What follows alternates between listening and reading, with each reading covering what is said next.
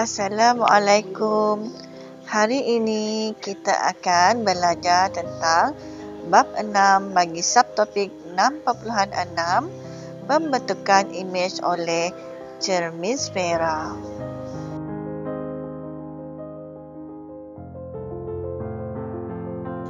Standard kandungan kita hari ini ialah menentukan kedudukan imej dan ciri-ciri imej yang dibentuk oleh yang pertama cermin cekung dan yang kedua cermin cembung. Dan standard kandungan yang kedua ialah berkomunikasi menerangkan aplikasi cermin cekung dan cermin cembung dalam kehidupan. Cermin sfera merupakan sebahagian daripada sfera yang berongga yang terpotong seperti dalam rajah di bawah. Jika permukaan dalam bahagian yang terpotong itu memantulkan cahaya, cermin itu ialah cermin cekung. Jika permukaan luar bahagian yang terpotong itu memantulkan cahaya, cermin itu ialah cermin cembung. Okey, pernyataan ini dapat dijelaskan dengan merujuk dua gambar di bawah ini. Ini adalah gambar bagi cermin cekung yang pertama sekali ini.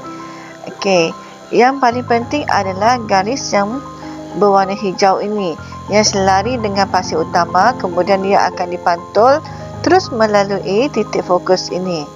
Dan garisan yang kedua pula ialah garisan yang akan melalui titik fokus ini dan kemudian dia akan dipantulkan semula selari dengan pasir utama. Okey, ini adalah bagi cermin cekung. Bagi cermin cembung pula, garisan yang pertama adalah garisan yang berwarna purple yang selari dengan pasir utama. Ia akan terpantul keluar apabila ia mendekati permukaan P sana, kutub P ya. Jadi yang di belakangnya kita akan panjangkan sehingga ia melalui titik fokus F. Sama juga dengan garisan yang berwarna hijau di mana ia datang selari dengan pasir utama dan ia akan dipantulkan keluar apabila ia mengenai kutub P. Ini adalah istilah optik yang perlu pelajar-pelajar ketahui. Paksi utama, pusat kelengkungan, jejari kelengkungan cermin R, titik fokus F, jarak objek U, jarak imej V dan panjang fokus F. Panduan melukis gambar rajah sinar cermin sfera. Yang pertama, kita lihat cermin cekung terlebih dahulu.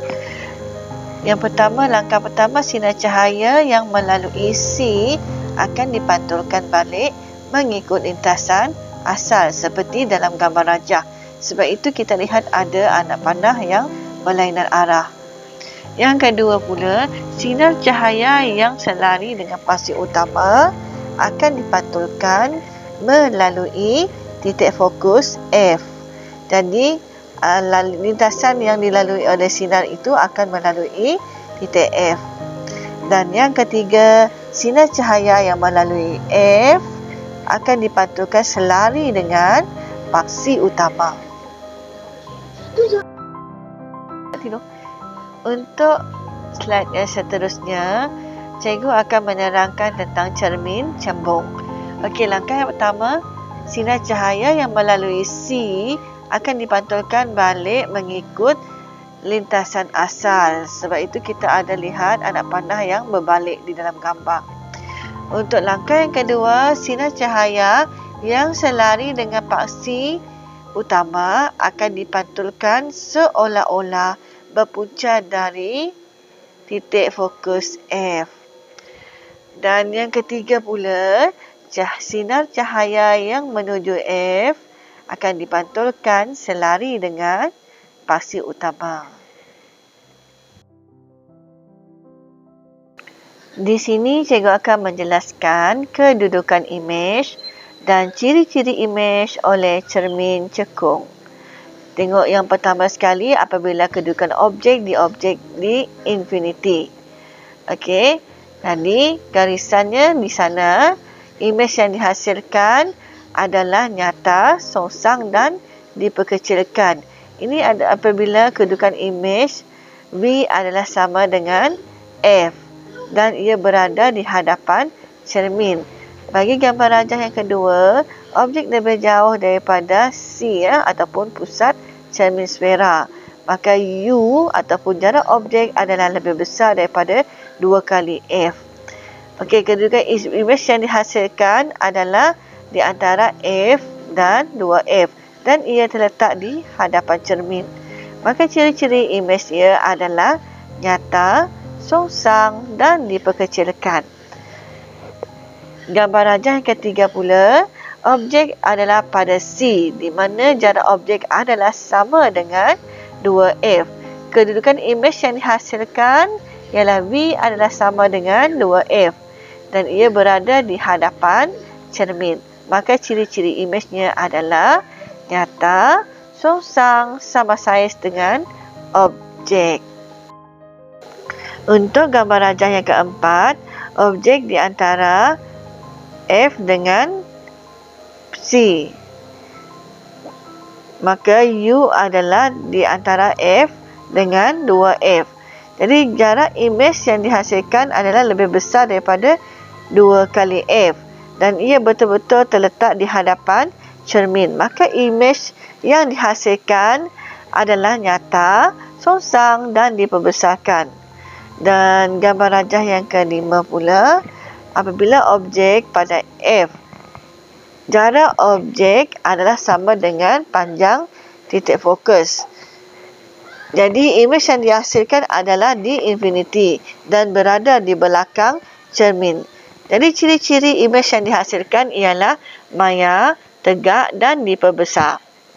Dan gambar rajah yang keenam pula adalah objek di antara P dengan F, iaitu di mana jarak objek adalah lebih kecil daripada titik jarak fokus. Dan imej yang dihasilkan adalah lebih besar daripada objek. Jarak imej lebih besar daripada jarak objek dan terletak di belakang cermin. Maka ciri-ciri imejnya ialah maya, tegak dan diperbesarkan.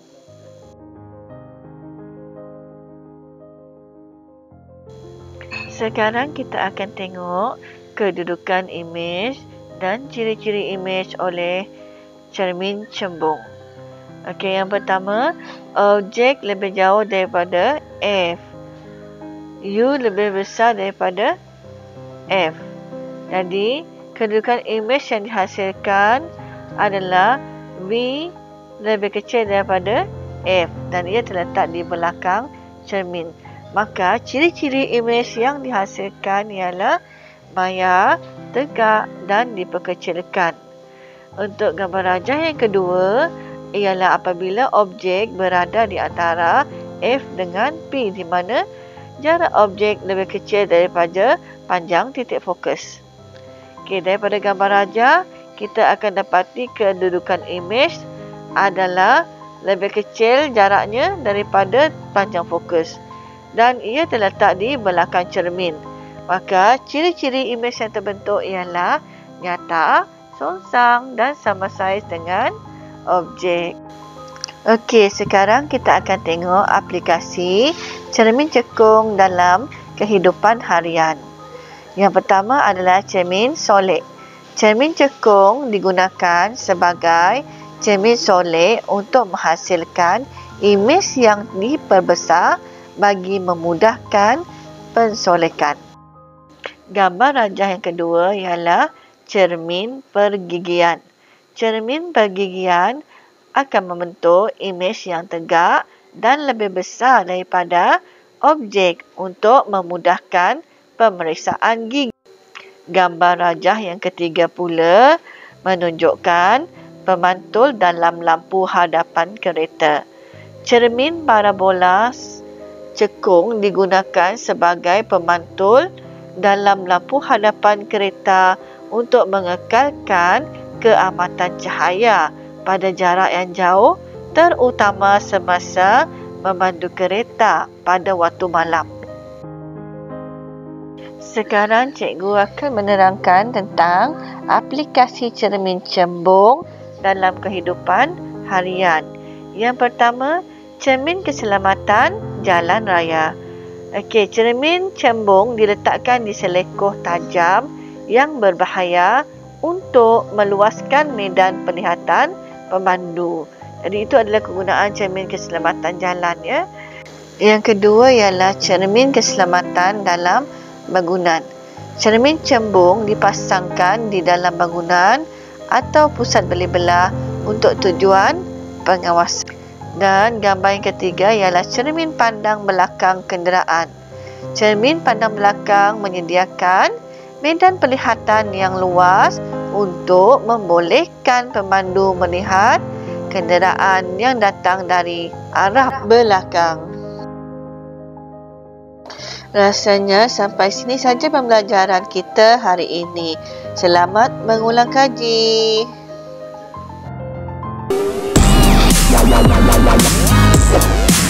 Terima kasih kerana menonton. Don't forget to like, share, comment and subscribe my channel. Thank you.